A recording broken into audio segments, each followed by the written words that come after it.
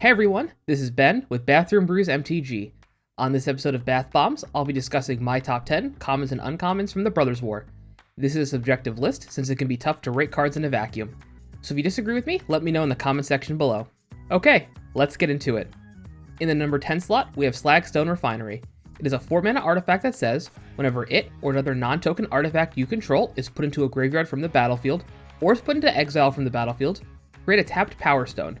In an artifact deck that abuses the graveyard, such as the Grixis Precon from this last set, this card will definitely overperform. The only reason it's number 10 is because Power Stones are hard to abuse unless you build around them. Also, it does say exile, so if you blink artifacts with this out, you will get a Power Stone. Just something to keep in mind.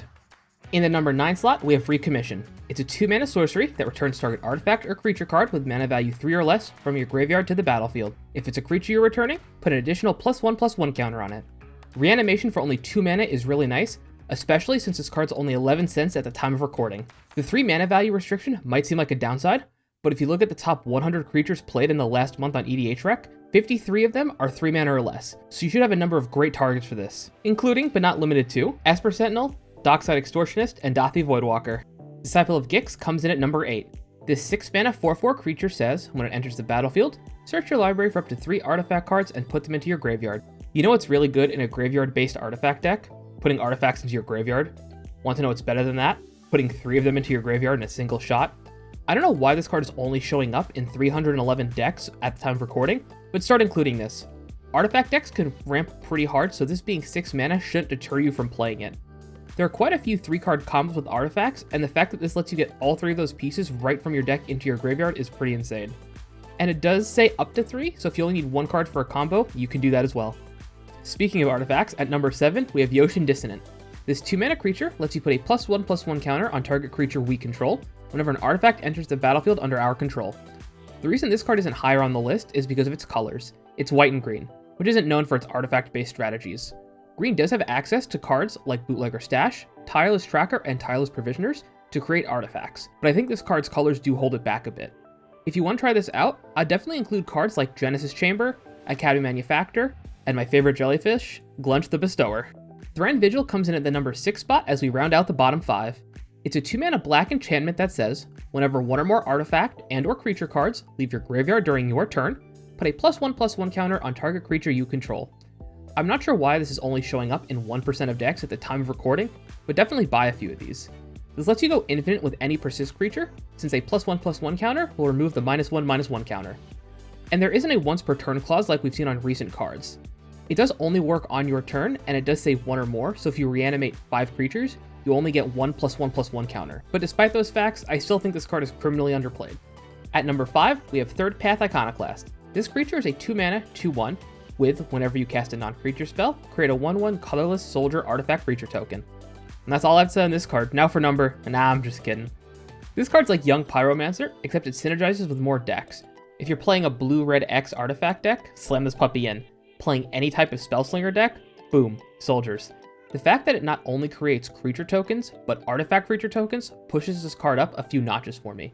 There's so many different ways to abuse this. Galzeth turns all of our 1/1s into mana rocks. Brunaclad lets you turn them from soldiers into another artifact token, such as baby Wormcoil engines or treasures. And then with Kaikar, we get 2 1/1s for each non-creature spell we cast. I'm sure there are a lot more combos out there, so let me know what your favorite is in the comment section below, and let me know what top 10 you'd be interested in seeing next. Number 4 gets me all giddy. Hulking Metamorph is a 9-mana 7/7 creature that you may have enter the battlefield as a copy of an artifact or a creature you control, except it's an artifact creature in addition to its other types, and its power and toughness are equal to Hulking Metamorph's power and toughness. Oh, it also has Prototype. For 2 blue, and it enters the battlefield as a 3/3. Prototype, for those of you who don't know, lets you cast a spell with a different mana cost, color, and size, but it keeps its original abilities. Quick rules note, if you blink a card with Prototype, it'll enter as its normal form, so if you cast this for 4 mana, then blink it, it'll come back as a 7/7. Blink decks will love this, because you can use cards like Mulldrifter in this, to have it come in, draw you 2 cards, blink it out, have it come back in as a 7/7, and draw another 2 cards. Seems really good. Number 3 is Demolition Field. While this card isn't as exciting as the ones listed above, I think it deserves its spot in the top 3. This is a fixed Field of Ruin, so instead of everyone getting a land from its effect, only you and the person whose land you blew up does. Either replace Field of Ruin with this, or run both. After all, a 58-cent card that can destroy a Gaia's Cradle, which is over $1,000, seems like a good deal. Number 2 is Haywire Might. This 1-mana creature lets you pay 1 green to exile a non-creature artifact or non-creature enchantment. 1 mana to exile someone's Phyrexian Altar, Bolas' Citadel, or the Great Henge. Where do I sign? The fact that you exile it means you can permanently remove someone's combo piece, all for 1 mana. This should be an auto-include in any green-based deck. Also, it gains you 2 life when it dies, just a little cherry on top. And my number 1 card from the Brother War is Calamity's Wake. This is a 2-mana white instant that says, exile all graveyards. Players can't cast non-creature spells this turn.